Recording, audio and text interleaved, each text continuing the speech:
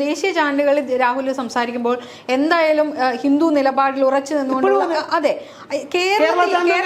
കേരളത്തിലേക്ക് വരുമ്പോൾ മുസ്ലിം ന്യൂനപക്ഷങ്ങൾക്ക് വേണ്ടിയിട്ടുള്ള രീതിയിലാണ് ഇപ്പോൾ രാഹുലിന്റെ ഒരു നിലപാട്.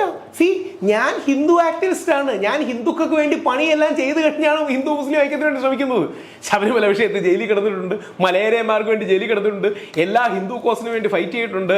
ശ്രീ രാജാ രവിവർമ്മ പുരസ്കാരം MF ഹുസൈന് കൊടുക്കാൻ നമ്മുടെ MA ബേബി സാർ വിദ്യാഭ്യാസ മന്ത്രി സാംസ്കാരിക വകുപ്പ് മന്ത്രി തീരുമാനിച്ചു. ഞങ്ങളാണ് അതിനെതിരെ കോടതിയിൽ പോയി ജയിച്ചത്.